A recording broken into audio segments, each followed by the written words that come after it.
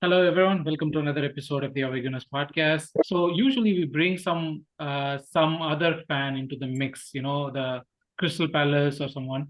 This time we didn't have any, but that gives us the freedom to talk about Arsenal as much as we can, and we want to talk about Arsenal as much as we can. So with me today, I have Arun back with me. Hi, Arun. Hello. And Deepak. Hi, Deepak. So yeah, this is going to be the game week 2 discussion, focusing on Crystal Palace versus Arsenal, of course. But we will also talk about other teams. What are the other teams around? I mean, I actually said this last season.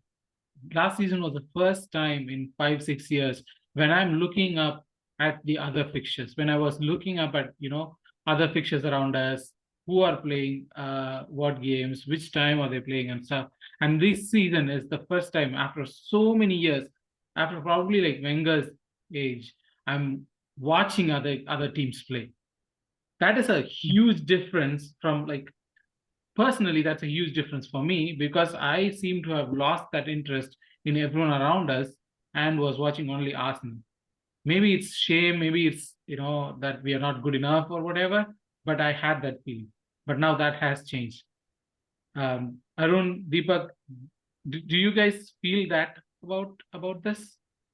Well, I was even like ashamed to watch our own games for a period of time. So You're not going to talk about that. yeah, a few years in between, I was like, even like, why am I even putting myself through this? Is this like the things that we do for love? That's how it was for a period of time. So if I didn't have that interest, not that interest, but like it was like Adamant Arsenal fan. yeah. So yeah, forget about any other team. Like I mean, even Arsenal was tough. So I wasn't really like paying too much attention to other teams in between. But like yeah, over a period of time, once like Emery came back and gave that false hope, I started following other teams too. But then like maybe the second season of Arteta that I really like started looking at other teams. Though we finished 8th, it was like okay, what are the other guys doing now? Just to see what the power was. But yeah, I can understand your feeling. Like You were more positive than me. I never watched those other teams when we were in eighth and other positions. yeah, But it would Deepak, just depend on the time that you have, right? Like, do you want to spend the time torturing yourself watching another team play well and then like feel bad about yourself at that point? So but Deepak, you are a fantasy Premier League player. So do you watch other teams even before? Yeah, I used to watch just to like cope up with Arsenal. I just used to watch other teams play. But Yeah, basically, like some teams used to play better. Uh, the gameplay under Emery after like 6 or 7 months was so bad. I wanted to watch at least some good football, even though if it was like those rival teams. I just wanted to watch decent enough football for the football fan in me. See, that's a pure football fan. I'm just a deluded Arsenal fan, as I always claim myself. But before we start this discussion, I wanted to do the usual, which is like, you've been supporting us great. Like, there has been, people have been following us up, and there has been comments, and you've reached out to us. We are very thankful for that. Keep doing that. Keep supporting us. Subscribe, like, share, comment, and as Arun says, press the bell icon so that we'll come and bother you more with our content every day. So let's start with the positive first, right? Theo Walcott has retired. Deepak, I'll start with you. Like, do you have any good feelings about Theo Walcott? I do. Like now I do.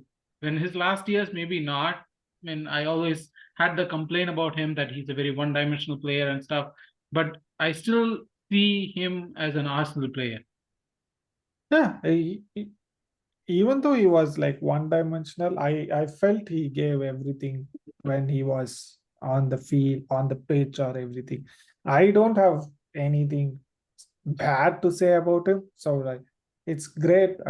He went to a couple of teams where he didn't perform. I think his best was still in Arsenal. So yeah, I think good luck to him, whatever he's gonna do in his future. But I still see him not as a legend, but probably a good player, a Fun decent. player, right? Like Yeah, fun. someone Yeah, who, if we come back to Arsenal one day to watch from the stands, you will sing the song of definitely. Theo, Theo, Theo, Theo, Well, if you really think about it, he until Saka came in, he probably was a best right winger of the Emirates era. which is both sad as well as It depends on how you want to take it. Yeah, but like that's the thing. For me, he was always like one of those cases, like had all that potential when he was young, overhyped just because he was English, like going to the World Cup when he was 16, when it made absolutely no sense. And then he had, like you said, he was one-dimensional and never realized his potential. So a few fond memories here and there, but many of the time for me, he was someone who probably prevented us from getting a better player at that position because of Wenger's stubbornness at times. Like he even quoted it saying one of the reasons why like they couldn't go for Ronaldo was he believed in Walcott, and having that player again too, like not bidding that extra money that United did could have possibly spoiled or prevented Walcott's growth. And I was like, what growth are you talking about? The dude was like at 26, he was the same player that he was at 16, like. So that's one of the memories. But yeah, you do have a lot of fun memories. The goal against Liverpool in the Champions League, like him scoring against Chelsea when we won, I think 5-3 or something. Like he falls down and then gets up. Yeah, a 2-0. So yeah, like again scoring against Tottenham. So yeah, there's a lot of fond memories where like not someone that like you would call a legend or anything. for me, it's always the 7-5, where we went, like he would score a hat trick, right? 7-2 or 7-5. The one The Reading, Reading, the Reading Reading, 7-5. yeah. Yeah, Carling. Yeah. yeah, that would be his game.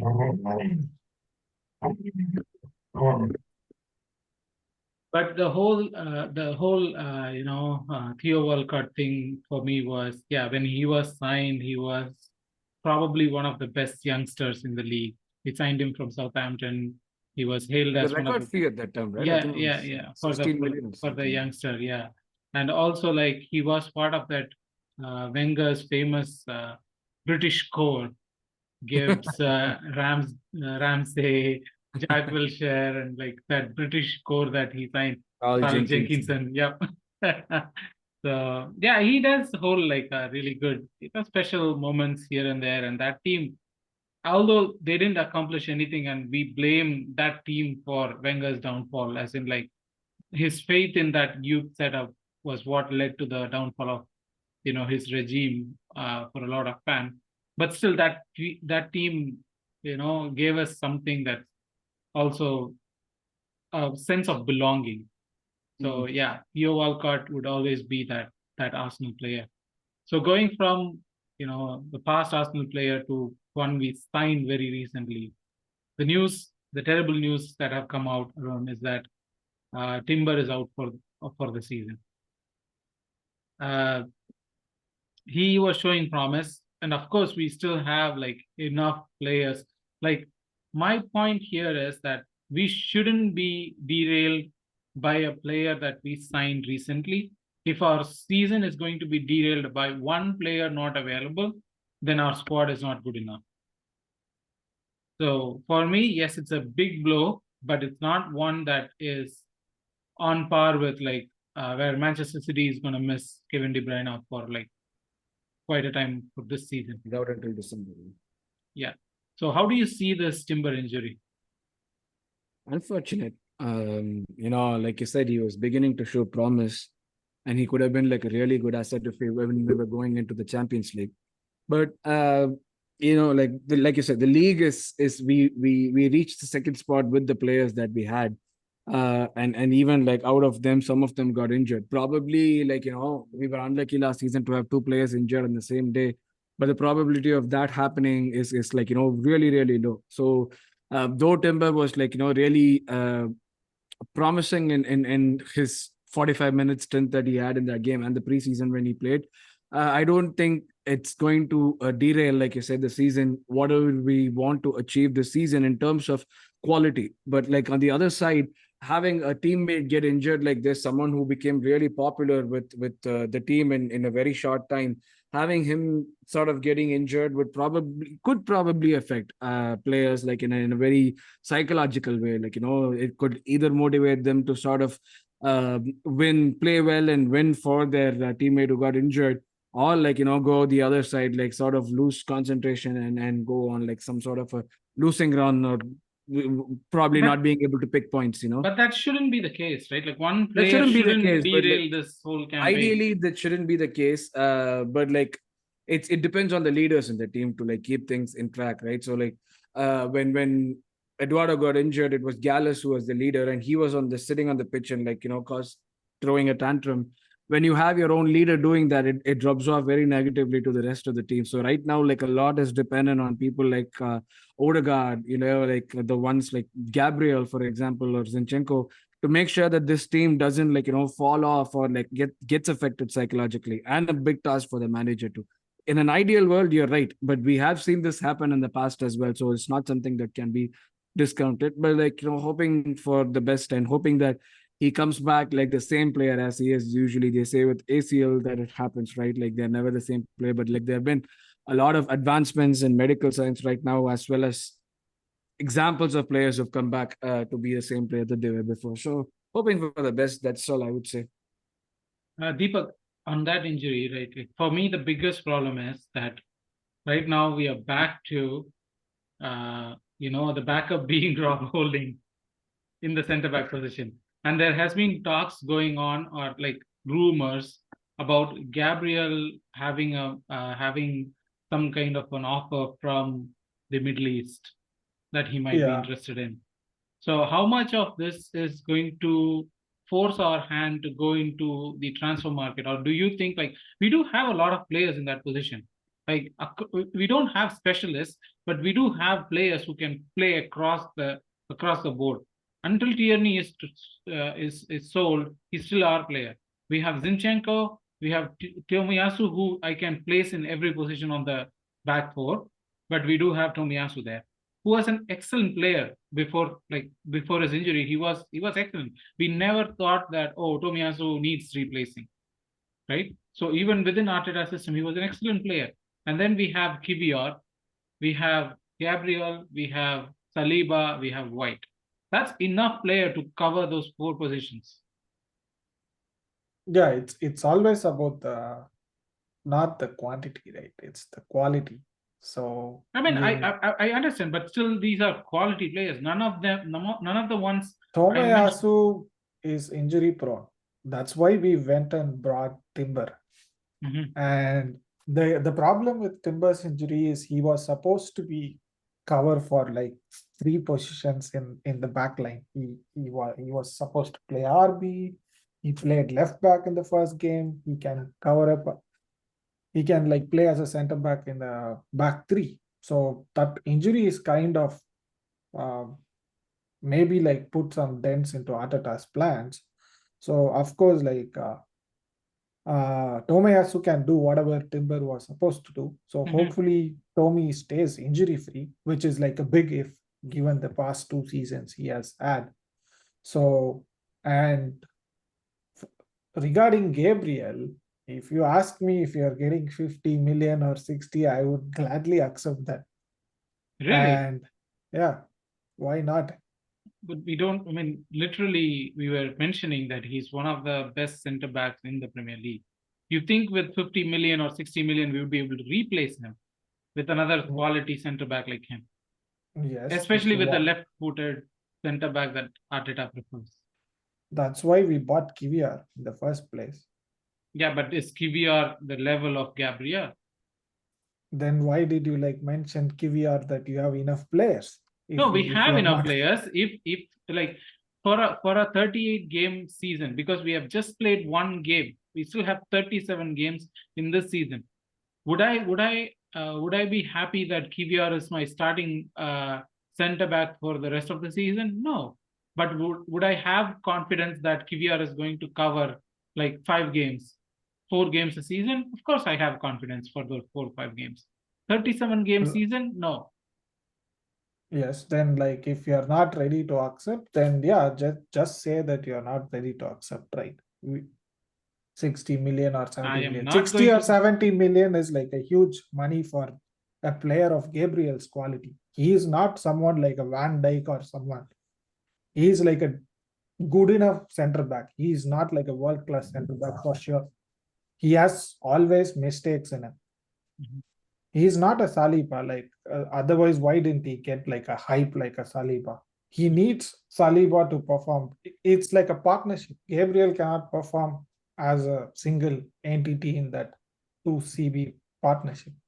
Maybe Saliba can if Gabriel is there. So if the money is like huge enough, 60 or 70, I don't see a reason why we shouldn't accept and like replace with. You can find quality center backs like Gabriel for sure. Okay. I accept that. I mean, 60, 70, yeah, but 50 and less, I don't think I will accept that. 50, Yeah, no. 50 less, yeah, because the season he had last season, he was probably the best center back. Even like he outperformed Saliba in few matches. Mhm. So yeah, but if the money is the higher range of like 60s or 70s, I think we can accept because it's a huge money. Given that we have spent a lot, it would help us like balance the books and spend more in the coming seasons. Mm. Arun, so we'll get back to the game. Now, the immediate thing is we have a couple of quick games coming up. The first one is Crystal Palace. We'll first talk about Crystal Palace side of things before we go into Arsenal side of things. Last game that Crystal Palace played, the first game that they played, their attack was really good. They had like 20 plus shots, I think 28 shots or something. But the stars were SA and what's his name? What's the striker name? I completely Eduard. Are Eduard. you? Yeah, Oh, yeah. Eduard. Eduard and SA both had like 6 shots or something, and SA was like creating like crazy, like 10 chance creation or something like that. So it was a crazy game from both of them. And we know that Roy is going to Roy, right? Yeah, Yeah. he's going to set up the team for a counter. It's going to be a physical game, even though they don't have Zaha. It's still going to be a very physical game. So, do you think Crystal Palace have enough quality to cause damage to Arsenal? Right now, with Zaha's loss, I would say no, actually. Yeah, they played well. They probably are, like buoyed up by the fact that Elise is not leaving and he's actually signing a new contract. The only big thing when it comes to like playing Crystal Palace, especially away, is more than the physical players. It's a crowd. It's always a noisy atmosphere, and then they're a bit of an unpredictable team. Someone like an Ayu who doesn't perform at all for like the entire season, all of a sudden would come in and score a goal against us. But last season, like the fact that the opening day of the game with like the beginning of where we were at the last season, we were able to win the game against them and win it like sort of convincingly, given our poor record against them at Sellers Park. So Say that again, poor, just not enough to say poor record against them at Telesport. We have very bad record against them at yeah, but like Telesport. we started setting it right, like last season. So that gives me the confidence to say that we do have players who probably are at a level higher than the ones that they have at Crystal Palace. So I think Gallagher was there with them, but like he's not there, and like the without Zaha, like I'm not sure. Yeah, Eze is good, Olise is good, but if we stick to what we are supposed to do, and then we'll definitely like get like a. It might not be like a very attractive win or anything, but I think it'll probably be like a 1-0 or a 2-1 again. That's what I'm assuming, because it's going to be that sort of a game. They, like I said, they are physical in the middle of the park. They do those things like really well. And Hodgson, like, has sort of changed the mood of the team in a way that they believe they can actually finish like 11 or something, 11 or 12. So that's the sort of team that I see right now. You're right. They're good, but like, I think we are better. So I think we will definitely have a great chance to win. Deepak, from Arsenal's perspective, we had the we had this odd formation that we talked about where we had to move Partey to the right back, and now with Timber injury, how are you seeing us setting up this game? Like Zinchenko is partially back, I think. He played something behind the closed doors or something like that. Uh, do you think we would start with Zinchenko, or do you think like no, we'll play Tomiyasu there, and Partey would be in the middle with with both Rice and White. Partey in the middle? Mm. Yeah, I think I have no clue actually how we are going to start because Partey at right back, he doesn't play right back, uh, but he leaves a lot of space which White has to cover. And but if White like overlaps and things, there were like a lot of open spaces. Given that Crystal Palace always targets wing, I think Partey would be not starting at RB. I think we might shift back to back four. And yeah, yes, I don't think so. Zinchenko should start, given that he has been out for so long. So probably, I don't think so. Arteta is going to start KD. He doesn't Yeah, I trust him. don't think So so. No, I don't think so. it's gonna be either Tommy or probably QR maybe. Mhm. Yeah.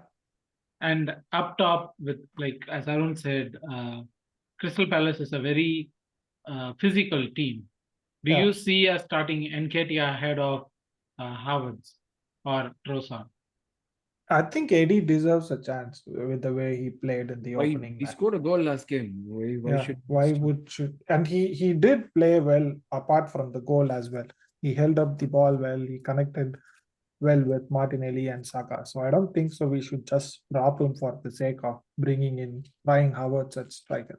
But yeah, I would like still go with AD and Saka, Martinelli and Odegaard and drop Havertz basically.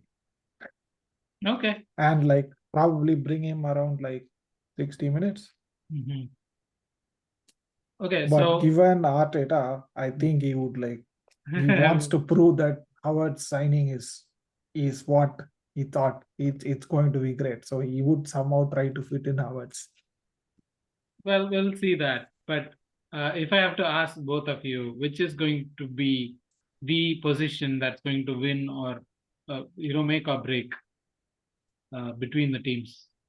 Arun, which one do you think would be the areas that would the make or break? midfield? The midfield. Okay. Because like if Tomiyasu is playing, then like he's very capable enough to like take care of the threat that Ole's will push.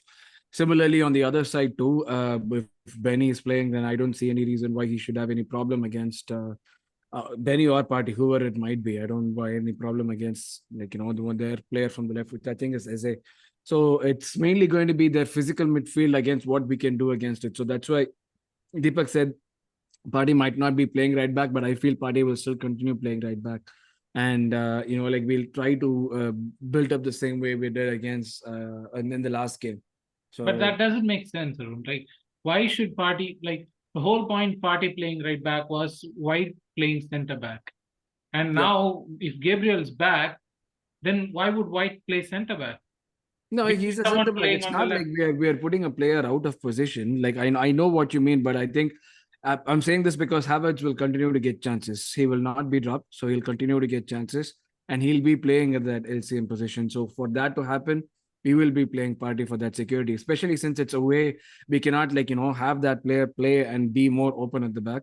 I don't think Arteta would take that risk. So to have Havertz playing, we'll be doing this probably like after a point in time we might have like Havertz subbed off or like something or AD subbed off and Havertz taking the center forward position like the last game. So that's how I feel it would come up. He would give more chances to Havertz. So that is going to continue. Yeah. Deepak, what are your thoughts? Which area should we be looking forward to?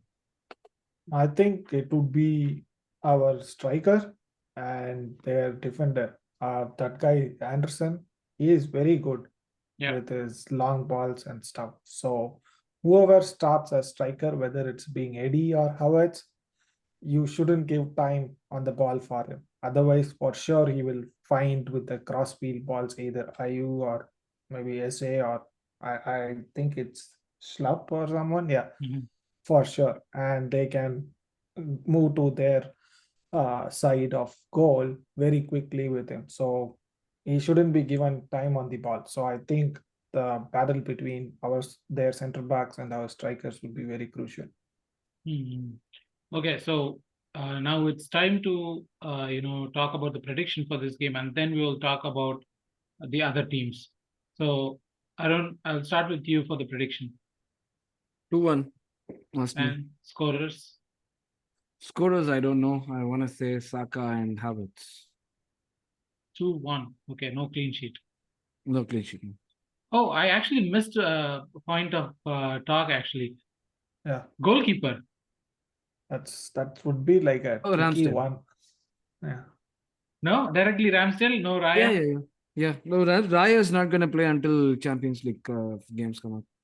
Yeah, we won't like Ramsdale didn't do it. Would be like a really bad blow if we take Ramsdale out and put a player on loan instead of him in the second game of the season. Very negative message. The manager won't do that. It will be Ramsdale and like Raya would be like playing in the Champions League games for a start. If Ramsdale messes up really really bad during the season, that's when Raya would get a chance in the league. Otherwise, for what Ramsdale provides, I think the manager will continue to trust him. Deepak, do you concur with that? Yeah, I think so. He doesn't deserve to be dropped given the way he performed last season. But yeah, 2 or 3, 4, like Arun said, mistakes. I think he would be out of the team for sure. Like leaving goals at his near post, like stupid, and taking too much time on the ball and stuff. I think we have a capable replacement now. So that should be on the back of his mind. So hopefully that pushes him to the next level. And you can continue with your predictions too. I think it will be another nervy 2-1. Mm. Yeah. No, and I still don't see we are having like clean sheet in us. We still leave stupid goals. We are still too open on transitions, which we for some reason we haven't fixed at all for in Arteta's tenure. So those are things which we need to take care. But yeah, let's see. scorers. Scorers, I want Martinelli to open the scoring and probably AD. And for Crystal Palace, maybe like Arun said, Ayu, you come and score. Yeah, for the viewers, yeah, you can mark in your predictions in the comment in, add to the poll, everything. And actually, there's one more Arsenal stuff that we need to discuss before we go into the other teams. So I'm hearing news that Spurs are asking for Balogun to be signed. Would you sell Balogun to Spurs? I Fuck would off. sell, but it's like if the player wants, it depends on whether the player wants to go. And then, like, every time, like, he walks around London, he's going to be like going around with the fear of getting killed by someone, you know. If the player is ready to take the risk, yeah, why not? Like, if we can sell it to them and get like 70, 80 million, I would be more than happy to do it. I mean, I wouldn't mind really at this point. The player has caused enough trouble. It's not like someone we love or is indispensable at this point. He's been like, like putting cryptic messages on social media, sort of like veiled digs at the club by doing all the things that he's doing. So if he's okay, why not? I mean, I don't know what Deepak has to say, but if he's okay, yeah, why not? I still wouldn't sell to Spurs. I want to see them suffer this season with Richarlison as a striker. But I didn't see that veil threads on social media and stuff. What is happening there?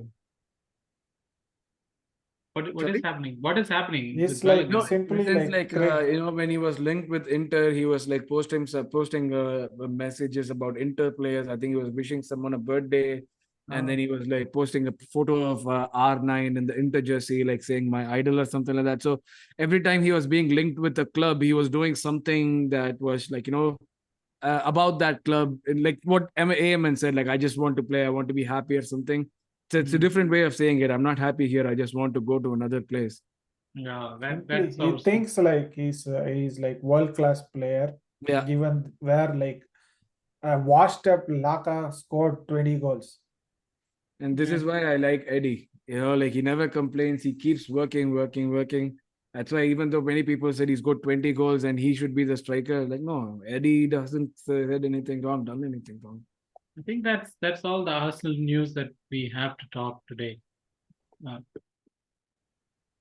Yeah, so that was the Arsenal side of things. Now to talk about the Premier League side of things, as I mentioned, this is probably the first time I am actually interested in, watching other teams perform too. And with this match day 2 or game week 2, whatever you call it, there's already, by the time we are recording, there's already like Nottingham Forest with the Sheffield's done. Nottingham Forest has won it. I mean, it's expected. We do have, Liverpool Bournemouth coming up. Liverpool Bournemouth, straightforward game. Liverpool It should be a win for Liverpool. I'm excited to see what this new guy that they bought is going to be doing. So there's a lot of talk about how he's going to be like a good stopgap solution for the time being, until they get a higher priority 6. So I'm looking forward to seeing what he can do. Yeah, I think it's going to be like a proper win for Liverpool. Okay. I don't see them like dropping points at home against Bournemouth. No. Okay. Deepak, Wolves Brighton. I was very impressed with what Brighton did last game. So Wolves Brighton, is it going to be an interesting game, or do you think Brighton's going to run away with it? I think like Wolves played really well against United and they were robbed, of course, a point. But yeah, as long as they don't finish their chances, I think it would be like a Brighton win. But if Wolves find a way to like finish their chances, it might be a draw because like both the teams, given the way Wolves played against United, I don't see them fighting back as well. So it might be an open game, hopefully. I'll just keep throwing like games to both of you, one to the other and stuff. So Arun, Fulham Brentford. Last game, Leno was on God mode and still was not able to save Fulham. Do you see Fulham being? They won. Fulham won the game last Oh week. yeah, they did. Yeah. I think they won 2-1. Yeah. Yeah. So Fulham Brentford, do you see Leno doing his heroics again? More Or than is that, it needed? Yeah, that's the thing. I don't know if it would be needed because, like, without Tony, though they have like Visa and Mbomo, I don't know if they offer the same threat that Tony does in front of goal. So I mean, they scored 2 goals against Tottenham last week. yeah, but that's Tottenham. So like it's like no, they're not just like taking a dig at them, but they are in the initial stage of the season where they're still finding their feet and they have like Richarlison for a main striker. Like we've given that. I don't, and it's like all of them are new people in the team, so it's going to take a little bit of time. So that's why. So I both of these teams have sort of like I really don't know. It's a Fulham home game. I think it'll be a draw, 1-1 draw or something. So I feel the next one is actually interesting because I'm gonna throw the big games with both of you. I called it a big game before this recording, and Arun corrected me saying that it might not be a big game, especially because it involves Tottenham in it. But Tottenham versus United, both of you. Yeah. Which side are you? Like it's Tottenham, like it's at their home. United are traveling. United didn't have a great game last week.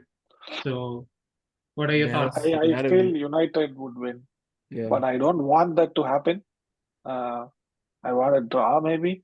But given the way Spurs are playing under Ange, they are too open. So, and even though like United have that useless donkey in Anthony, on the other wing they have Rashford. So if who's that Emerson Royal and the other guy, like if they leave too much space right now. So I think United will like, and they are the best counter-attacking team if you have space. So I still feel United would win like probably 3-1 or something. Arun, your thoughts on that game? Yeah, the same. I mean, like both teams have not performed really well. United in the last game were really, really bad. On the ball, they had like no idea what to do, and they will not get the ball as much. I believe Tottenham will try to keep possession, but United, like they also have like a very poor away record. But like I said, like it's the beginning stages of Tottenham, and they do not have a striker that can score goals. And like Son has not been scoring goals. It's only Madison who has to do a lot of work, and they need a lot of things to click to be able to do what they want to do. Because like Deepak said, Emerson right now is having like more confidence than he normally does, probably because the coach has given him the role to be able to like go up the pitch as much as he can. But then that would again leave a lot of room for someone like Rashford, who on his day can be like deadly with the counter attacks and like scoring goals. So I would say either a United win or like another 1-1 draw. I think it's probably going to be like a 2-0 or a 2-1 United win or a 1-1 draw. I don't see Tottenham winning this one. Okay. I mean, this is for me the biggest game of the game week, apart from obviously the Arsenal game for us as Arsenal fans. But on Premier League terms, Newcastle versus City versus Newcastle. It's at Etihad. Do you think this is going to show us what these both sides are? Is it going to be an early indicator of what these both sides are? The oil No. derby. No. It's like it's still like early stages for City. They can lose and they would still come back and win the title. I feel it's too early for City matches. Like in City terms, it's too early to say this would be like. I think the match would be like pretty much like a draw, maybe. Yeah, I don't think so. I mean, City are like Newcastle are very good right now. They have a very good team and they have improved their bench as well. Like even Harvey Barnes, Wilson, Almiron. So they have a very good bench as well now. So yeah, I feel still City have enough firepower to not win the match. I think it would be a draw because I think Newcastle as well has enough firepower to score goals if they concede. Arun, Newcastle are coming from a 5-goal match, 5-goal, 5-1 win against, and City did do a 3-1, and they also won that Super Cup. So both teams are coming off high. City, although they don't have like De Bruyne, they still have a lot of firepower in them. Do you see this match having enough goals, or is it going to be like a cagey game? No, City are playing at home, so I think the probability of them being able to win the game is much higher, though the opposition is Newcastle. City are, like you said, even if they do not have De Bruyne, they are well covered in that department. They do have Bernardo, they have Foden, and Foden would be very eager to prove himself, given he's been that potent player with potential for the last 3 seasons who has never been able to play throughout the season or get enough chances to make an impact. So big games like this that I think like he would really want to perform. Now, given that De Bruyne is like not there, there will be more not pressure. I would say more responsibility on him. So I think like with someone like Haaland, as good as Isaac is, when you have someone like Haaland up front, even if you do not have Stones playing in the game, you have a better probability because of his accuracy and his finishing. So I would still favor City in this game. So for me, it would either be a draw or a City win. I don't see Newcastle winning this one. And as for like it being an indication of how these teams are going to play, I think it's too early for until maybe like the first 5 or 6 games, to really be able to judge any team or how they're really playing or what direction they could take. Because like the newly promoted teams or the bottom half teams will always be very eager to prove and they would perform really well in the first 5 or 6 games, but then the season goes for a toss when things don't go their way or they feel like they get a few losses. So given that, like I think it's too early to be able to predict what any team was going to be able to do until now. Like United, for all the ways in which they were bad in that game against Wolves and Wolves were terrific, they still ended up with 3 points. That's what's going to count at the end of the season, like the number of wins that you have. So too early to judge any team, I would say. Deepak, Aston Villa versus Everton. Yeah, for the hype Villa got, they were pretty bad. So And we are happy about it. Yeah, I expect them to bounce back. So I guess Villa would win. Arun, the last game of the week, London Derby, West Ham and Chelsea. Chelsea is traveling. Do you see Chelsea doing something fun, or do you see them struggling still? I see them winning the game. I think they'll win the game. Like West Ham do not have a proper striker. They do not have they've lost. Though they have Paqueta, he probably might not play because there's all this betting allegations all of a sudden that he could get suspended. And without Rice, I don't think that midfield is the same anymore. Rice was doing like too much work for them that I don't think they have a replacement yet. And Chelsea were impressive in the last game, though they did not have a defensive midfielder against Liverpool. They were pretty impressive. And with the defensive midfielder, I think like given that there are 5 teams that can go into the Champions League, and sort of the pressure that is there right now with all of them having like a more complete squad than ever before, I think they would be the more of the onus would be on them to win, and I think they will win. Yeah. Okay. So those are our predictions for the listeners. Yeah, you can comment in, you can, DM us about your predictions. And if you want to be part of this discussion, please do reach out to us. We are looking for speakers and we would welcome anyone with open arms or open mics, as we could say. So that's our week. That's our review for this upcoming week. We are hopeful that this is going to be another of those Arsenal wins. And this has been amazing, guys. Thank you so much for joining in. And talk to you after we win the game 10-0. Thank you. We're not going to talk then.